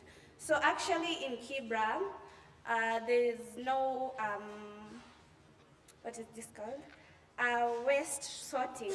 So we find people throwing plastics everywhere and organic foods everywhere. And we also had a problem with renewable energy. So we decided to make 5 projects. So first project we made was to make briquettes. So we used paper and sawdust, and we made briquettes that we used on our jikos. And we also had a project on electronic waste, since it's the fastest growing pollutant in the world right now. So let's say you have earphones, when they get spoiled after 1 year, you throw them. So when you throw them, they have chemicals, and actually I'd like to classify pollution into 3. So there's air pollution, land pollution, and water pollution. So land pollution is brought about when you throw waste everywhere. You're not sorting, you're just throwing them anyhowly. So actually in Kibra we have a big problem, and it's actually very escalating, since our MP is not involved. When you go to his office, he just disappears. He doesn't want to see you. He tells you, come tomorrow, you'll find me. So we're actually having a big problem. And as children, we are trying our best. We organize cleanups. We even went to benchmark in Kilimani. So Kilimani, actually, they are doing waste sorting. Every 3rd week, they collect their electronic waste, their bottles. They take them to one place, they collect all of them, and then they are taken for manufacturing. And from companies, so companies come and take them. So when we were doing benchmarking there, we decided to form an organization called Back to Nature Naturally. So we started with plastics. So we have done a project on plastics bottles. So we have made beads, these beautiful Maasai beads here. So I'm actually wearing one on my leg. So it's made of plastic, and we're also currently doing gardens on, we call them mitungis. Yeah, those cans, yeah, water cans. And also, as children, when you're here, I'd like to tell you that advocating for climate is not just like you're saying climate change, let's plant trees. That's not like everything.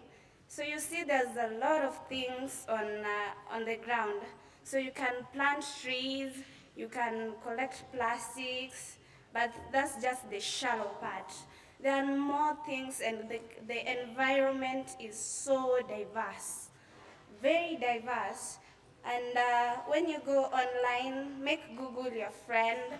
Google everything that you want to know about the climate and how to change your environment. I know children in estates cannot see the importance, but when you visit a slum, let me tell you, you'll see what people are going through there.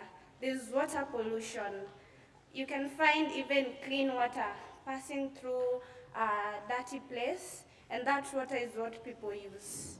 And a lot of children from slums get sick, and there are no like hospitals. The hospitals you have to pay. Even when you go to a government hospital, you go there, you get treated, but you have to buy the drugs yourself. So nothing is easy, nothing is easy in this world. So let me ask you today, have you guys polluted the environment today? You can't say no. So excuse me, who's the one saying no? Who was the one saying no? So you don't want to lift your hand, okay. So today you came by bus, for example. So when you entered that bus, so see, it produced carbon dioxide when you were going. So you have polluted the environment today. So let me tell you, please, if you pollute your environment, like right now I'm 18 years old. I just turned 18 last week. I've planted so far 18 trees times 2. So those are 26 trees. Yeah. So I'm going to challenge you. Plant trees double your age because trees are carbon sinks. They absorb carbon and remove it from the atmosphere. And currently, carbon is the biggest pollutant in the environment. It's actually causing 53% of the global warming. And thank you for your time. Finishing, I'd like to remind you guys, the ones that were on the webinar last Friday, Mr. Kiriako Tobiko said an important thing, that them, the parents, our parents, and my parents are the ones who polluted the environment. For example, let me ask you, sir, when you were young, did you know if you use a water bottle, you're also a plastic water bottle, you're also polluting the environment? You knew. And did you know if you enter a car, you're also polluting the environment? No, you did not know. So today you have known. And I hope you have learned a lot from me. Thank you. Have a nice day.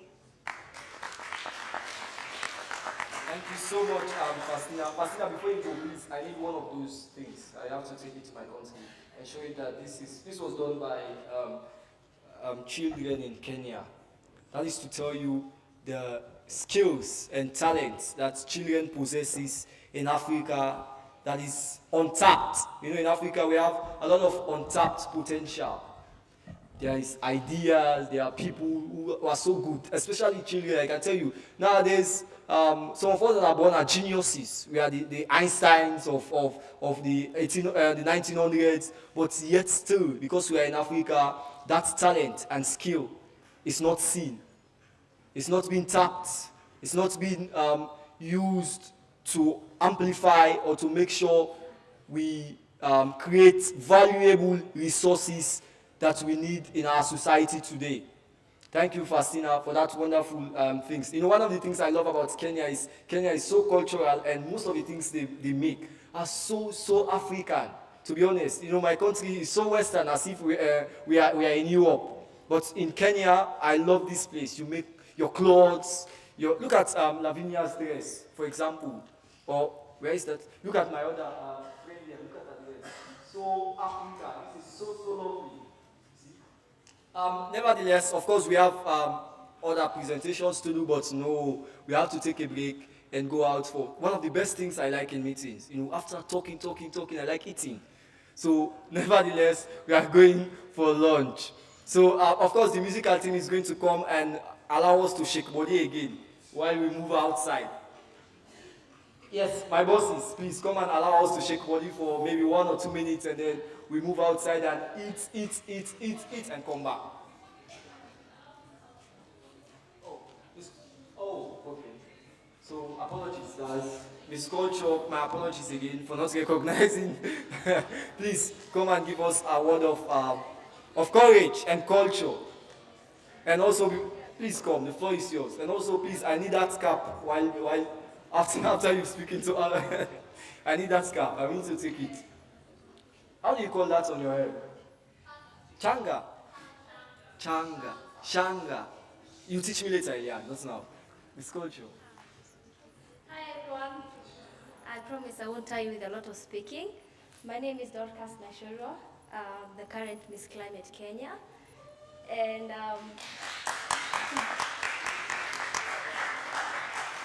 also a champion and an ambassador of different organizations, Talk of DJ Queen Foundation, Reto Foundation, Talk of Isilan Community Organization, which I happen to be the founder at the age of 17, and also the ambassador of One Voice Affinity Center.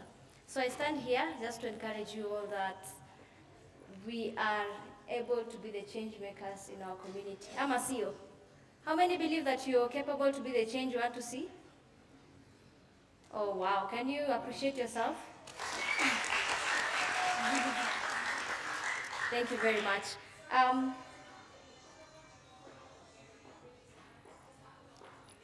All right. How many believe that they can be change makers, future change makers? How many? Give me a smile if you believe. Wow, amazing, amazing, amazing. Thank you very much. Today, I stand here to stand with children across the globe, standing in to fight or speak about the policies and just talk more about climate finance that I believe is a very, very important aspect. I know we all love storytelling. Cindy, do you love storytelling? Well, me too, and mine is not very interesting. So I'm going to speak about what climate change has really been to me at a personal level. So being brought up at a very humble family in Kajiado County, I did experience the devastating effects of climate change. So last year but one, we had serious drought, and right now we're still having serious droughts in my village. And I was at the verge of dropping out of school. Right now I'm at Daystar University pursuing music and language and performing arts, where we sing to speak about, ending FGM, early marriage, gender-based violence, and also the importance of taking care of our environment. So it got to a point last year that I was dropping off school. I was deferring for that semester because my parents really depend on livestock to pay my school fees. And then it happened that we did not have any more livestock to sell because you can get a cow weighing 45 kgs, which you cannot sell in accordance to the standards of Kenya Meat Commission. So, I stayed home for 2 weeks, and I was like, okay, I accept that I have to stay home, and that is it. And for the Maasai community, which Lavina can tell us very clearly, the moment a girl stays home for 2 days or 1 week, you know what happens? Who has an idea of what happens? Yeah? Yes, Elian? All right. Anyone who wants to tell us? Okay, maybe you guys don't know. What happens when you stay for 2 weeks or a single week at home as a child of the Maasai community? They see you as a very prime lady for marriage. When they see you, they are like, now we have money. Money sitting in the house, which is not allowed. So at this point, my uncles came and they were like, hey, mom, hey, you're really growing up to be a fine lady. That is a son of my friend. What do you think? And then he showed me a photo. And in my head, I was like, after this guy has gone through education, because he's a learned, uncle, I was like, you had the ability or the capacity of telling me, how about we marry off, yeah? In exchange of 100 bales of grass, because that is what was happening. Because we had our girls being exchanged in exchange of grass, which is a very sad story, and is a documentary we are working on with Isilan women in conservation. So what am I saying? I believe that children play a very important role in fighting climate change in Kenya and in the entire globe, in the sense that we are saying that we plant trees. We are saying that we need policies that govern, the whole issues to do with climate change. But now that we have sorted them out, 20, 50 years, we will not be there. We will be dead, yeah? So what happens to this generation? If we do not equip the generations to come with the skills to know how to deal with climate change, it means that whatever we are working on right now is useless, right? Yeah? How many agree with me with that? Yeah? So it is very important to impact or equip young ones, sisters and brothers, in issues to do with climate change. And that is the only way that you're going to get a better future. Sindio? How many of us believe in that? These guys are not very hungry. So otherwise, thank you so much. I'm very happy for this entire program that has been set. Thank you so much, Dorothy and the entire team. Elaine, thank you so much. And let us all stand in the gap where we can. Sawa sawa. And also lastly, before I sit, I also stand as a very, let me say as a motivation to many young people out here. I was born like you, raised up in a normal family like you. Mimi sijatoka boma ya matajiri, hapana. So in everything that you do, make sure you do it to your best. Sawa sawa? All right? And also put God first, believe in yourself, and stand in every position you can. Thank you so much, and God bless you. Thank you so much, Miss Climate Kenya. Apologies for, I didn't know that we have Miss Climate Kenya. I don't want Kenya to take me to court, please. Yes, so we're not expecting India Miss Climate. So, of course, nevertheless, as I said earlier, I now have the opportunity, and I am humbly inviting the music team to take us out to eat. Please do it. Thank you very much, my brother. How many are happy? How many are happy with the good job that our brother is doing? Do you know that I happen to come from his country? A very, very quick one. As you know, guys, the children have to follow the government rules in terms of travel.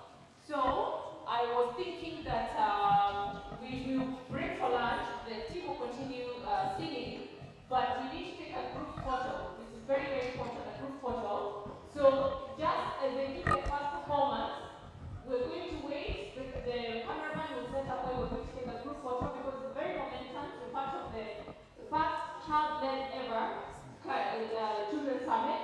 And then once the place is set up, we will first go out, all of us together, take the photo, take lunch, and then your teachers will organize you so you can come back tomorrow. Is that okay?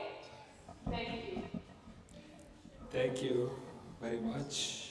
And so, the song that we are just about to do is a song that I know most of us we are all familiar with. And I hope all of us we are going to enjoy this song. Are we together, my brother? Yes. I'm very happy to see you here in Delhi. Welcome. You're welcome. Thank you so much. Before we break for lunch, we're going to present to you one item. Ladies and gentlemen,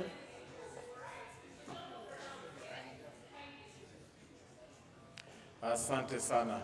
So can we have a round of applause for Miss Climate Kenya? Thank you so much. Now, this song that we are singing, it's all about bringing diversity. It's all about creating inclusivity. It's all about good governance and avoiding the worst mistake that we make, and it's against tribalism. So can you rise up? Can we all rise up? And immediately after this song, because it's like a prayer for Kenya, it's like a prayer for Kenya, but immediately we are done. Can I have one volunteer to pray for our food? Can I see anyone who's going to volunteer and pray for our food? Any volunteer from the black team? Yes. Can we have one volunteer to pray for our food immediately we are done with this one song? So we'll call you once the song is done. Asante sana. So yes, Kenya yetu.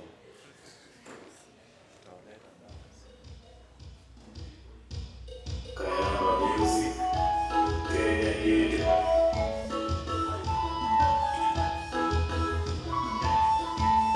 Kenya ni mama yangu. Let's go. Ni baba yangu. Kenya ni mama yangu. Ni baba yangu.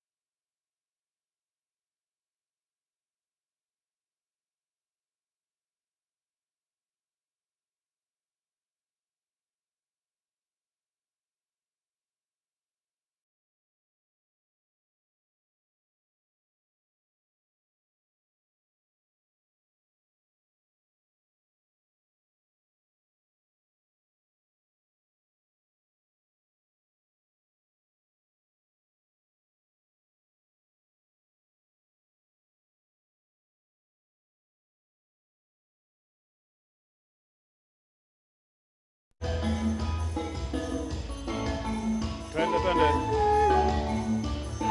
Amesema furahi national anthem na East African anthem.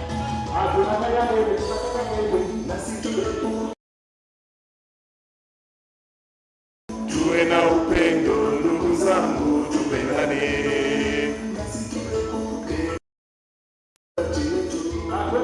Tuwe na upendo ndugu zangu, tupendane. Kenya nchi yetu, tuilinde kwa pamoja.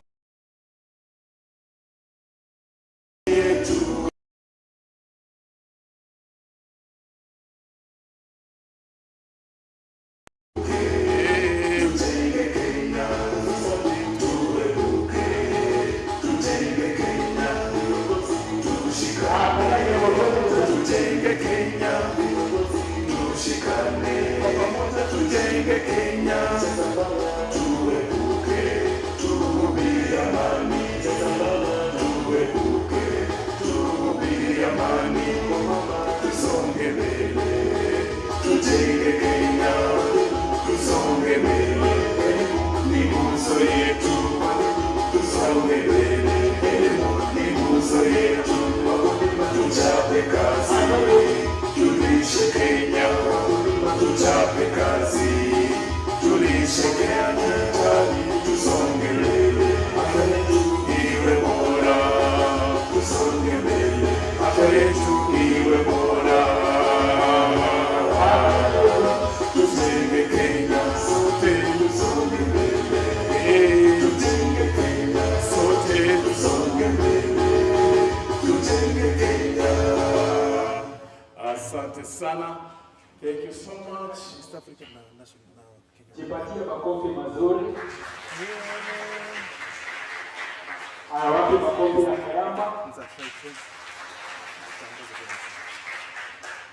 So there is a little bit of change. We are going to do the national anthem of the Republic of Kenya and also the East African national anthem.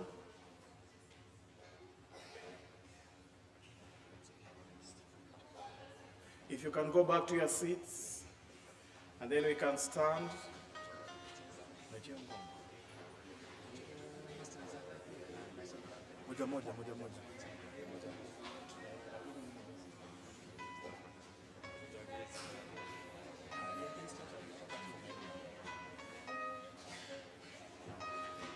Sisi wote tusimame, let's all rise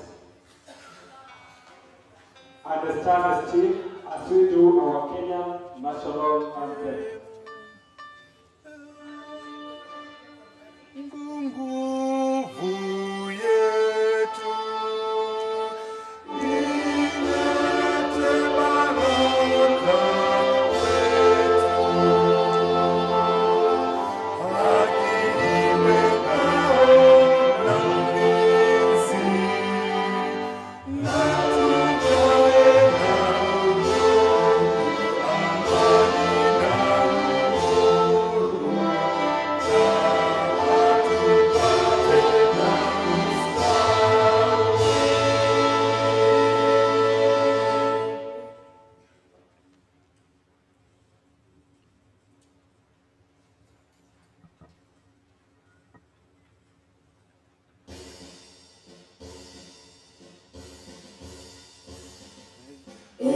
Mungu twaomba uilinde Jumuiya Afrika Mashariki, tuwezeshe kuishi kwa amani, tutimize na malengo yetu.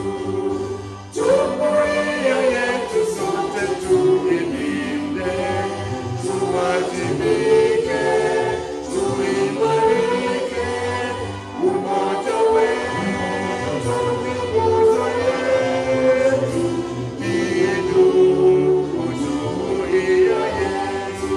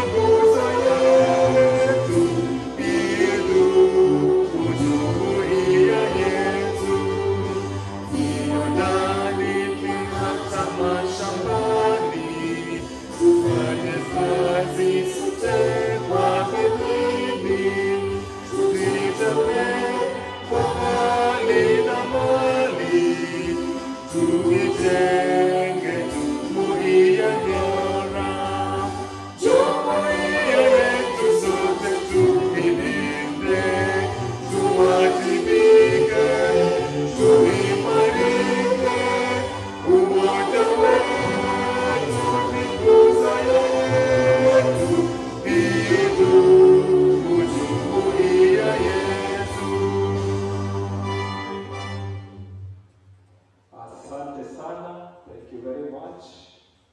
And so, right about now, let me hand over the mic. Some very quick announcements. Yes. So tomorrow is a very big day. We have, who knows the former Cabinet Secretary for Ministry of Environment and Forestry? A bit younger? Someone younger? Yes, please. He was a PS. I'm talking about the Cabinet Secretary. Chris Victor was a PS in the Ministry of Forestry. Somebody else? Congratulations, that's a good answer. Another child? Yes, go ahead. All right, Faustina, go ahead. Okay, Cabinet Secretary Keriako Tobiko has just sent you warm wishes. He's coming here tomorrow. He has been a silent supporter of this group, and we're really excited to have him tomorrow. So tomorrow is a big day. You're going to have panel discussions. You're going to have